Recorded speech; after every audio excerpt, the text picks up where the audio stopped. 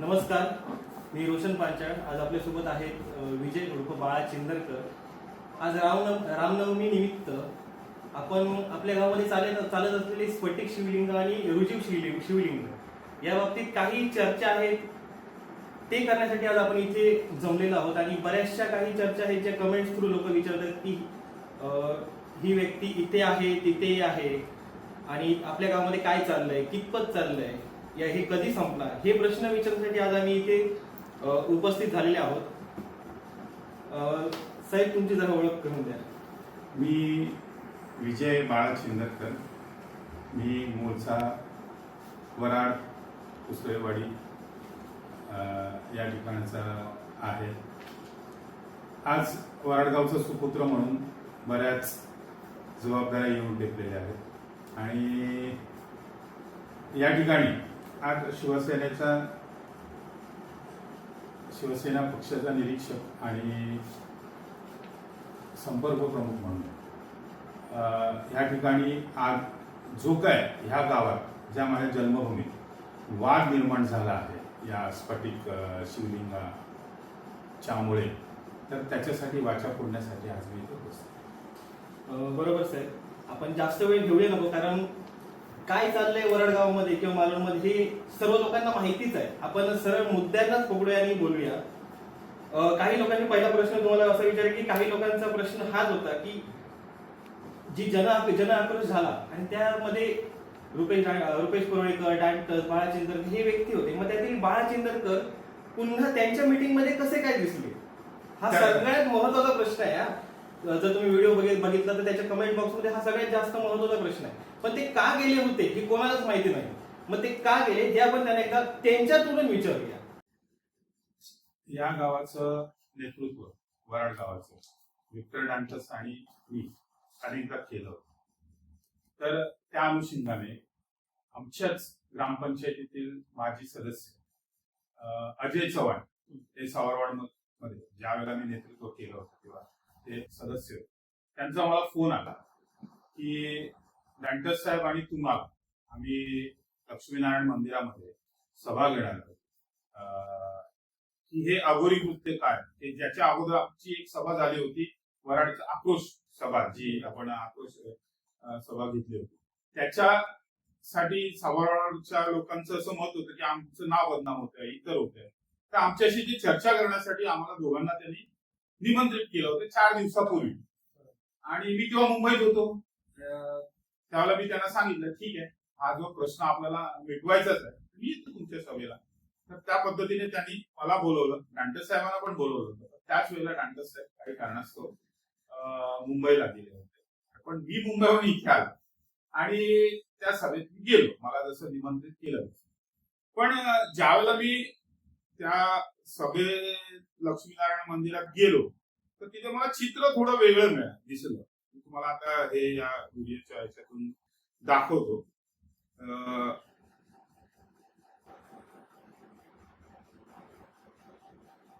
हे बघ, त्यांनी अशी जाहीर सभा लावली होती, तुम्हाला व्हिडिओवर दिसेल. ही जाहीर सभा त्यांनी लावली होती. सावरवाड ग्रामस्थ ऐक्यवर्धक मंडळ सावरवाड यांचे स्फटिक शिवलिंग समर्थनार्थ जाहीर सभा. ही जेव्हा वाचला मी बाहेर पडलो तेव्हा मी त्या मंदिरात गेलोच नाही, कारण मी माझ्या गावदेवाशी प्रामाणिक आहे, माझ्या वेताळाशी प्रामाणिक आहे, माझ्या महादेवाशी प्रामाणिक आहे, माझ्या सातेरी देवीशी प्रामाणिक आहे आणि मी पूर्ण गावराटीशी प्रामाणिक आहे.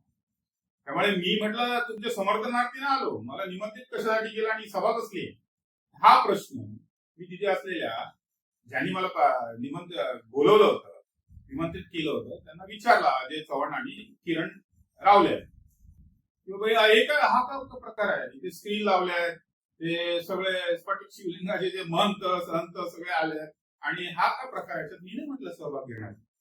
तर मी त्यांना विरोध केला त्यावेळेला. ते म्हणाले नाही साहेब, तसं काय नाहीये, तुम्ही फक्त बसा आणि आमच्या निरसन करून टाका की काय हे कसं अघोरी आहे. त्या दृष्टिकोनातून मी तिथे गेलो, बसलो. आता एवढे ग्रामस्थ म्हणतायत आणि आपल्याला हा प्रश्न सोडवायचाच होता, तर त्या दृष्टिकोनातून मी तिथे गेलो. त्यामुळे आधी मुळात मी त्यांच्या समर्थनासाठी गेलो, हा प्रश्नच चुकीचा होता. आणि त्या भाषणात पण मी सांगितलं माझ्या गावदेवापेक्षा मोठा कोण नाही. त्यामुळे जे कोण कमेंट्स बॉक्समध्ये टाकतात त्यांचा अभ्यास कमी असेल किंवा हा वातावरण चिघळण्याचा प्रयत्न करत असतील. कारण आम्ही आमचं घराणं आहे, आमचं खोत घराणं आहे आणि आम्ही नेहमीच माझे आजोबा, माझे वडील, मी, आम्ही सगळे गावासाठी झटत असणारी लोक. तुम्हाला माहित असेल, तुमच्या वडिलांना पण माहित असेल, हे वेताळ मंदिर बनवण्यासाठी बाळा चिंदरकरचा एक योगदान पूर्व गावासाठीच मी काम करतो. तसंच एक तुम्ही म्हटलं होतं की त्यांच्या वाडीतील आणि आपल्या वाडीतील हे जे काही प्रकरण झाले स्फटिक शिवलिंगामुळे, ते चिघळण्याच्या अगोदर आपण दोघांच्या वाडीमधील काही ग्रामस्थ किंवा काही मोजके ग्रामस्थ किंवा सर्व ग्रामस्थ यांना घेऊन आपण एकत्र घेऊन एक मीटिंग करावी. मग त्या मीटिंग संदर्भात तुम्ही वैयक्तिकरित्या त्यांना कॉल करून किंवा पर्सनली भेटून त्या ठिकाणी बोलला होता की आपण मीटिंग करूया. मग त्यांचं उत्तर काय आलं? कारण आमच्या ग्रामस्थ जे आहेत ते तर तयारच आहेत मीटिंग करण्यासाठी.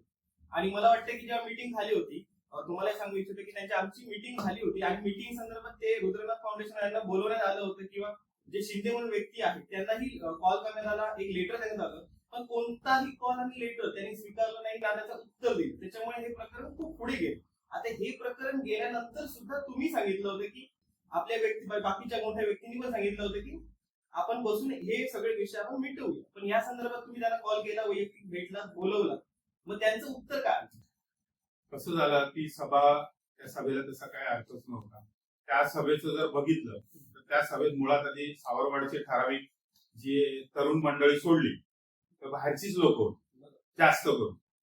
आणि महिला त्यांचे ते आता तुला वादग्रस्त स्फटिक आहे त्यांचे जे भाविक जे कुठल्या कुठल्या गावातले असतील किंवा त्या महंतांचे नातेवाईक, इतर मंडळी अशा पद्धतीने तिथे सगळे उपस्थित होते. 4-5 कॅमेरा लागलेले होते. त्यामुळे मी तिथे जास्त स्पष्टीकरण देण्याच्या भानगडीत पडलो, कारण ज्याच्यासाठी आपण आलो होतो तो विषयच तिथे काय तसा स्पष्ट दिसला. आणि सावरवाड मधील कुठल्याच व्यक्तीने त्याचा थेट विरोध पण दाखवला नाही किंवा समर्थन पण केलं नाही. बरोबर. आता एवढे वक्ते बोलले, त्या सावरवाड मधला फक्त एक तो वालावकर सोडला तर कोणच बोलला नाही. 3 तास सभा चालली, त्या 3 तासात फक्त एकच वालावकर बोलला, बाकी कोणच बोललं नाही. मग हे कुठल्या अर्थाचं समर्थन आहे ते आधी कळत नाही. आणि त्याच्यात तुम्ही जो प्रश्न मला उपस्थित करताय तर त्यानंतर मी ती अर्धवट सभा सोडून बाहेर आलो, कारण काय मला त्या गोष्टी काही पटत नव्हत्या. त्यावेळेला मी जेव्हा बाहेर आलो त्यांची रजा घेऊन, तर त्यावेळेला मी तिथले जे ठराविक मंडळी होते, अजय चव्हाण होता, त्यांचा भाऊ होता संजय चव्हाण, आणि इतर सगळेच लोक तिथे, सर्व ते सावरवाडचे जे आपली मंडळी आहे, कारण तिथेच माझ्या आईचा जन्म झाला, तिथेच माझ्या मिसेसचा जन्म झाला, माझ्या मामाचं घर आहे, त्यामुळे माझे नातेवाईक सगळेच तिथे. तर त्या दृष्टिकोनातून ते एकवटले, माझ्याशी बोलत होते. त्यांना मी काय म्हणालो, हे आता इथली सभा सोडा, जिथे माझ्या मामाचं घर आहे, तिथे माझे नातेवाईक आहे, तिथे एका ठिकाणी आपण बसूया. हे शिवलिंग कसं पद्धतीने चुकीचं आहे आणि आपली गावराटी कशी योग्य आहे किंवा इथे कशा अघोरी विद्या होतील किंवा भविष्यात जे काय चुकीचे प्रकार घडू नये, आणि त्याच्यात आपल्याला आता जे काय सध्या महाराष्ट्रभर तुम्ही बघताय अशोक खरातने काय पराक्रम केले आणि तसे होऊ नये त्या दृष्टिकोनातून त्यांना समजवायचा प्रयत्न होता. माझ्याकडे सगळे पुरावे होते. आज मला त्या सावरवाडच्या लोकांना एक प्रश्न विचारायचा आहे, हे जे रुद्रनाथ फाउंडेशन आहे ह्याच्यात एकही व्यक्ती आपल्या गावातला स्थानिक, हे जे फाउंडेशन आहे रुद्रनाथ फाउंडेशन, त्या फाउंडेशन मध्ये ही मुंबईची संस्था आहे. हे मुंबईवरून 2-3 वर्षापूर्वी इथे आले आणि इथे स्थायिक झाले. त्याच्यासाठी पूर्ण वाडी त्यांच्या पाठीशी उभी राहते. त्यांचं बघा, हा चंद्रशेखर आणि दादरचा आहे, हे रोहन लेले ठाण्याचा आहे, संतोष राणे हा वाघेरीचा आहे, समेश जाधव रत्नागिरीचा आहे आणि तो राहतो कुठे कांदिवली. ही स्मिता धनसेरा ही सायनची आहे मुंबईची, ही दुसरी स्मिता एन ही मुलुंडची आहे, ही ज्योती मेहरा ही मालवणीची आहे आणि हा सुहास सामंत हा वसईचा. ही सर्व मंडळी आज काही कोणाचाही सावरवाडशी संबंध नसताना ते तिथे येऊन राहतात आणि त्याच्यासाठी हे लोक एवढं समर्थन करतात, त्याच्या मागचं कारणच कळत नाही. आणि त्याच्यातला पलीकडचा भाग म्हणजे हा जो महाशय आहे, ज्याने हा अहमदनगरचा महाशय शिंदे म्हणून आहे, त्या अहमदनगरच्या महाशयाने हा असं म्हणतात त्यांनी जे स्क्रीन दाखवली होती त्याच्यात त्यांनी असं मला सांगितलं की हा सुनील शिंदे वाटतं तो.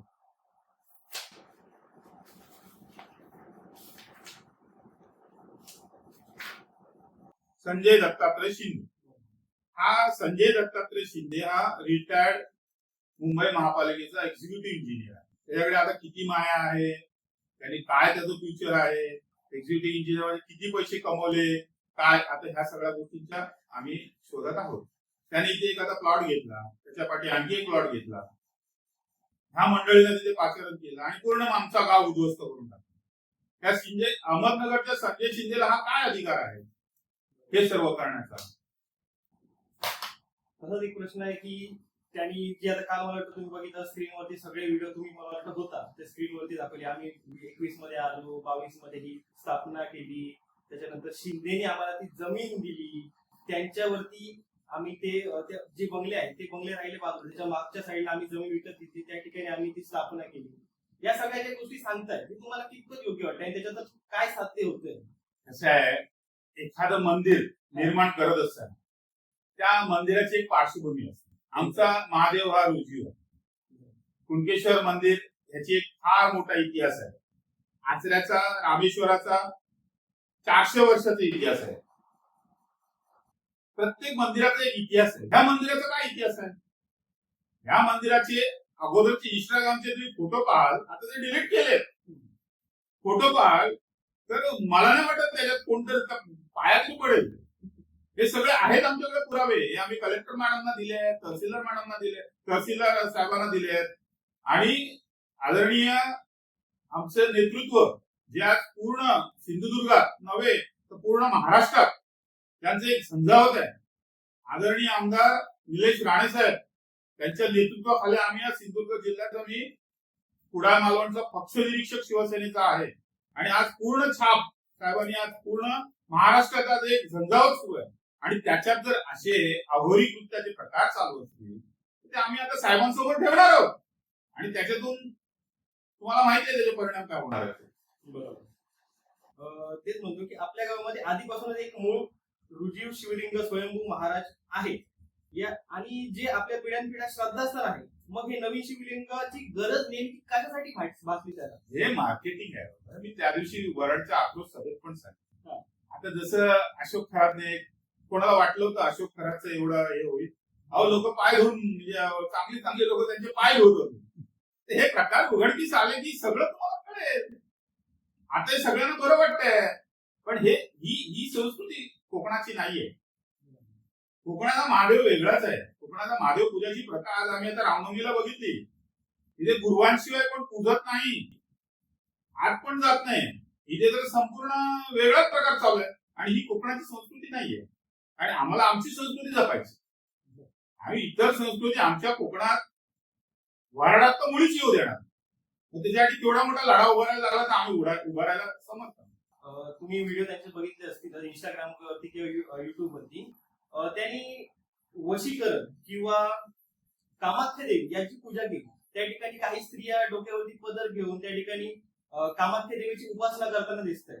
हे माझं तर वय खूप कमीच आहे, तुमचं माझ्यापेक्षा नक्कीच जास्त आहे किंवा तुमचे जे चांगले विचारवंत आहेत तुमच्याकडे असेल त्यांचंही वय जास्त आहे. मग त्यांनी तरी हे अशा गोष्टी आपल्या भारतामध्ये कुठे बघितल्या आहेत का? किंवा आपल्या सिंधुदुर्ग, भारत खूप मोठा आहे, सिंधुदुर्गामध्ये आपल्या या ठिकाणी कुठे बघितल्या आहेत का? बघा, जगाच्या नकाशावर कोकण हा एक वेगळाच भाग आहे आणि त्या कोकणात आपला जन्म झाला आणि कोकणाच्या पुढच्या पिढीला अभिप्रेत जे आमचं कोकण आहे, जे आमच्या आजोबा पंजोबापासून वडिलांपासून आपण जोपासत आलो त्याच रूढी परंपरा आपण आजवर जोपासतो. आमच्या गावराटी जी प्रथा आहे ती प्रथा आपण कुठे बदलत नाही. आजही आपल्या त्याच प्रथे परंपरेनुसार आपण सगळे सण उत्सव आणि ज्या पद्धतीने आपण इथे साजरे करतो तीच परंपरा कोकणाची राहायला पाहिजे म्हणून प्रत्येक माणसाची तळमळ असते. तर त्या दृष्टिकोनातून अशा अघोरी कृत्याच्या, मार्केटिंगच्या आणि अचानक प्रसिद्धीच्या ह्या सगळ्या इंस्टाग्रामद्वारे केलेल्या ह्या विषय आहेत ते आम्ही नक्कीच हाडून पाडणार आणि त्याला आज बघा, आज ह्या गोष्टी तुम्हाला मी एक सांगतो. काल परवाच मी एक रील बघितलं तिथे तावडे म्हणून ती बाई होती, तिच्या अंगात यायचं आणि त्याचा पर्दाफाश अंधश्रद्धा निर्मूलनवाल्यांनी केलं. आता ह्यांच्या पाठी आता आम्ही लावणार आहोत. ह्यांनी हे म्हणतात ना काहीच नाही, आम्ही योग शिकवायला आलोय, त्यांना योगच शिकवायला लावणार, तिथे नाही. हा कोण योगा टीचर आहे ना, याला योगा टीचिंग करायला लावणार. असं एक तुम्हाला एक धार्मिक प्रश्न विचारतो. कोणत्याही धार्मिक विधी किंवा स्थापना ही शांततेत होणे अपेक्षित असते. जिथे लोकांची मन जुळत नाही तिथे देवाची स्थापना करणे कितपत योग्य आहे? जागा मुळात आधी देवळासाठी नाहीच. त्यांचे आता हे पेपर सगळं कारण ते म्हणतायत की आम्ही हे पेपर तुम्ही पाहिले ना, अजून ग्रामपंचायती सारी परमिशन आपण देऊळ बांधत असताना कुठल्या एखाद्या जागी हो अनेक वर्षाची परंपरा असते. हाच प्रश्न मी तुम्हाला विचारतो. त्या दिवशीच्या व्हिडिओमध्ये त्यांनी म्हटले की आमच्याकडे रजिस्ट्रेशन आहे, रुद्रनाथ फाउंडेशनचं रजिस्ट्रेशन आहे, एवढी आमच्याकडे फंड आहे, या सगळ्या गोष्टी त्यांनी मांडल्या. मी तुम्हाला ह्या पेपरमध्ये एक दाखवू इच्छितो, रुद्रनाथ फाउंडेशनचा आणि त्या गोष्टीचा काही संबंध नाही. संजय शिंदे नावाच्या नावाने तो बंगलो आहे आणि त्याची 5ची जागा आहे. त्याने एक शेड तिथे उभारली आहे, एवढाच तिथे रेकॉर्ड आहे या संजय शिंदे आणि रुद्रनाथ फाउंडेशनचा. आणि तिथे काळी मात्रही कुठल्या ग्रामपंचायतीने त्याला परमिशन दिली नाहीये, कुठली शासकीय परमिशन नाहीये. आणि ह्या पेपरमध्ये एकंदरीत रुद्रनाथ फाउंडेशनचा कुठेही काही उल्लेख नाहीये. हे उगीच तिथे येऊन आपला डंका वाजवत आहेत. उद्या जेव्हा हे विषय होतील शासकीय, तेव्हा हे सगळे प्रश्न आम्ही आदरणीय आमदार निलेश राणे साहेबांकडे हे सगळे प्रश्न मांडणार आहोत आणि यांच्या बाजार उठवायला आम्हाला वेळ नाही लागणार. बघा तुम्ही. आणि तो शिंदे आहे त्याचा पण आम्ही करेक्ट कार्यक्रम करणार आहोत, हे तुम्हाला मी आज सांगतो. कारण आज माझ्या गावात ह्यांच्यामुळे दुफाळी निर्माण झाली. माझं गाव अनेक वर्ष पिढ्यानपिढ्या एक संघ होता. हे कुठेतरी हे रुद्रनाथवाले आले आणि इथल्या लोकांवर टीका करून आज ते भाषणामध्ये काही गोष्टी बोलतात. ह्यांचा आणि स्फटिक शिवलिंगाचा आणि आमच्या गावाचा काय संबंध आहे? आणि एका वाडीत तुम्ही एका कोपऱ्यात त्या सीमेवर तुम्ही तिथे जाऊन ते छोटस चोरी चुपे मी म्हणेन हाही उभा कोण होता. आता अचानक तुम्हाला कुठे तो स्फटिक मिळाला, तो पण त्या कुणीतरी याच्या अगोदर रील टाकली होती, तो दादाच्या इथून पेटीत माझ्याकडे आहे ती रील. पेटीतून तो उघडला, त्याला स्फटिक शिवलिंगाची उपमा देत आहे. अहो स्फटिकाची शिवलिंगाचं सर्व हे पावित्र, शिव म्हटलं खूप पावित्र करायचं असतं. तर त्या सगळ्या गोष्टीत मला त्या जायचं नाहीये. माझं एकच ध्येय आहे, आम्ही पूर्ण गाव त्याच्यासाठी विरोधात आहे आणि गावाबरोबर मी आहे हे तुम्हाला मी स्पष्ट करतो. बरोबर. तसंच एक आहे अजून, ते इथे आले त्यावेळी ते आले होते कशासाठी? शेती करण्यासाठी. आणि त्यांनी पहिल्या वर्षी त्यांनी शेती करणार असं लोकांना सांगितलं. काही तिथे स्थायिक लोक आहेत त्यांना घेऊन त्यांनी शेती करतो असंही म्हणाले होते. आणि त्यांची व्हिडिओ मध्ये म्हणाले की आम्ही सिंधुदुर्गातली न म्हणता पूर्ण भारतातली सगळ्यात मोठी बांबू शेती आम्ही केली आहे. जवळपास 2 ते 2.5 लाख रोपं आम्ही लावली. ही रोपं त्यांनी लावलेली फोटोज त्यांनी फक्त दाखवले, पण ही झाडं मोठी झालीत का? हे हा सगळा बाजार हे लोकांना समजणं गरजेचं आहे. कारण मी तुम्हाला सांगतो, हा सगळा बाजार त्यांनी तिथे स्क्रीन लावली होती, त्या स्क्रीनवर पण ते सगळं दाखवलं. अहो त्या सावरवाडीमध्ये प्रगतशील शेतकरी म्हणून भाऊ मांजरेकर त्यांचं प्रत्येक IS लॉबीमध्ये, या ऍग्रिकल्चर IS लॉबीमध्ये सन्मान केला जातो. कुठेही महाराष्ट्रात गेलं तर जेव्हा सिंधुदुर्गाचं नाव येतं तेव्हा त्या सावरवाडीच्या मांजरेकरांचा तिथे उल्लेख केला जातो.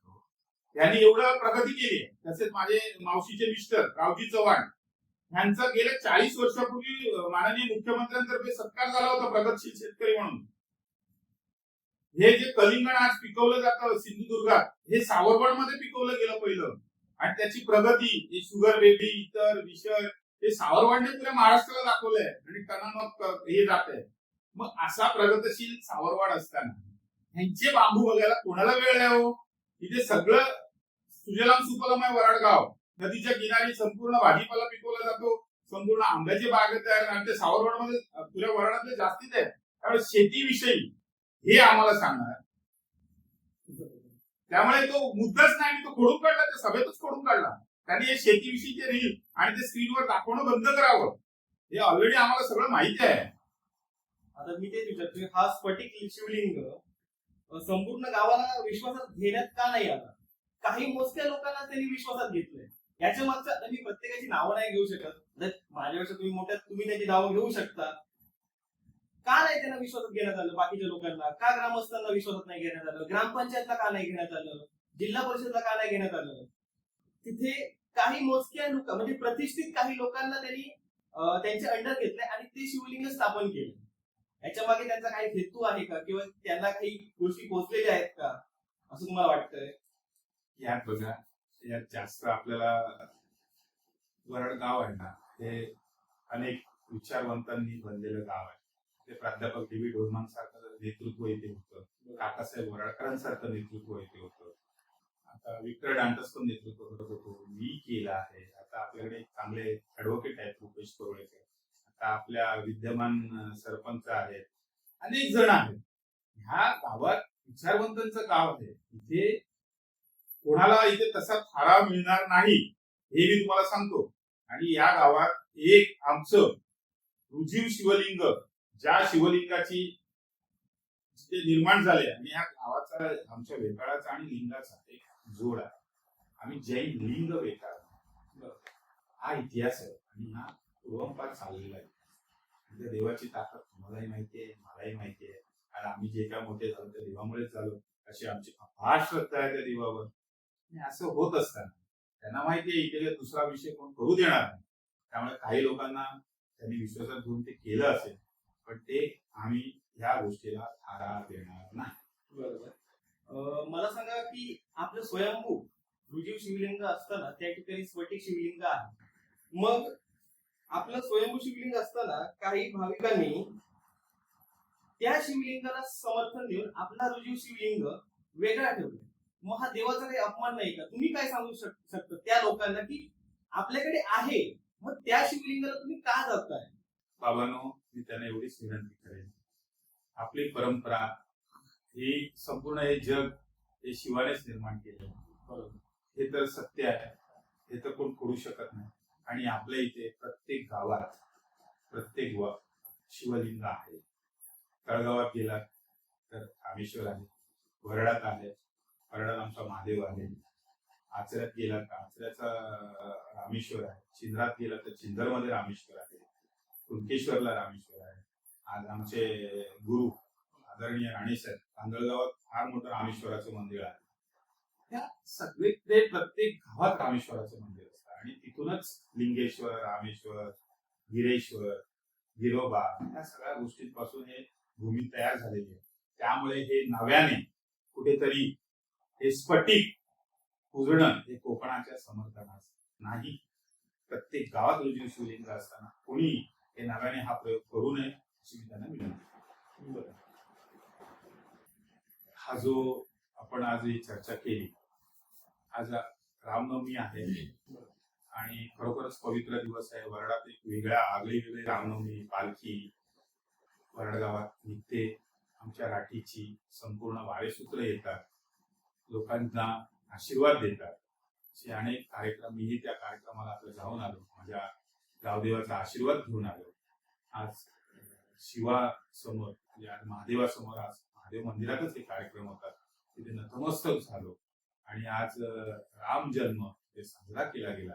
ही आमची पुरातन परंपरा आहे. तिथे कीर्तन सोहळे होतात, संध्याकाळी भजनं आहेत, उद्या महाप्रसाद आहे. ह्या सगळ्या गोष्टी दरवर्षीप्रमाणे आपल्या या ठिकाणी साजऱ्या केल्या जातात. आज जो काय गावात कुणीतरी बाहेरून येऊन, मी जी नावं मगाशी वाचली, तेढ निर्माण केलेला आहे. आणि या संपूर्ण कागदपत्रांमध्ये संशयास्पद, कारण ते स्फटिक शिवलिंग एका बाजूला म्हणतात, एका बाजूला त्यांचा तो पण महंत आहे, तो म्हणतात की आम्ही ध्यान केंद्र बनवलंय, ध्यान केंद्र, स्फटिक शिवलिंग, हवन, त्या हवनातले प्रकार, तो कुठला स्तंभ उभा केलाय, योनिकुंड तर आहेतच, तो स्तंभ कुठला काली स्तंभ, आणि अनेक असे प्रकारचे टॅट्यूज त्यांनी त्यांच्या शरीरावर धारण केलेले आहेत. अनेक महिला तिथे एक प्रकारचं जे हवनाला बसल्या ते व्हिडिओ संपूर्ण दिसत आहेत.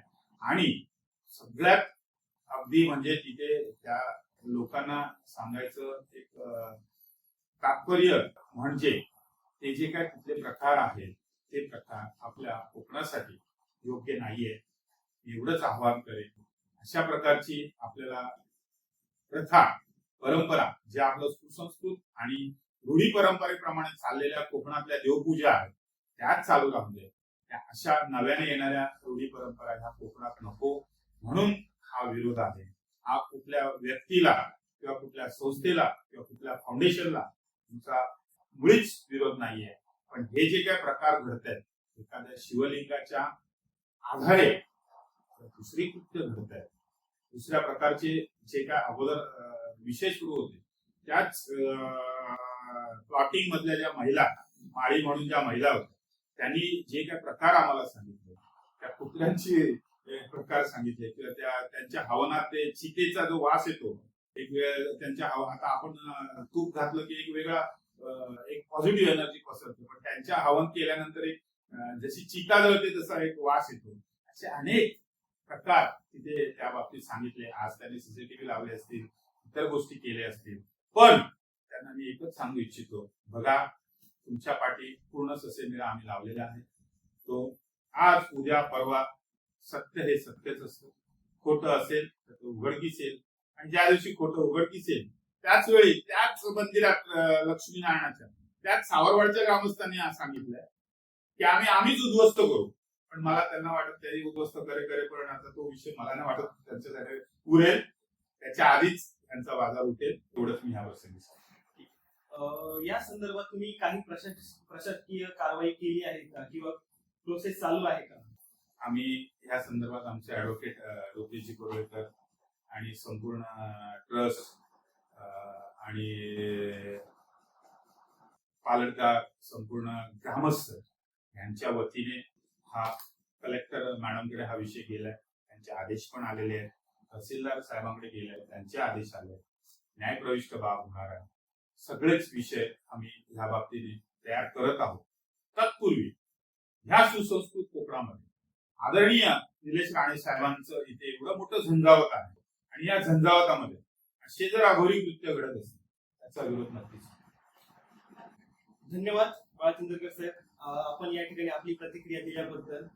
आपले हे शब्द खूप बहुमोलाचे आहेत आणि मला वाटतं त्या लोकांसाठी आहे ज्या लोकांनी हा प्रश्न विचारला होता कमेंट बॉक्स मध्ये की ही व्यक्ती तिकडे आणि इकडे, त्या लोकांसाठी हा प्रश्न आणि हा व्हिडिओ होता.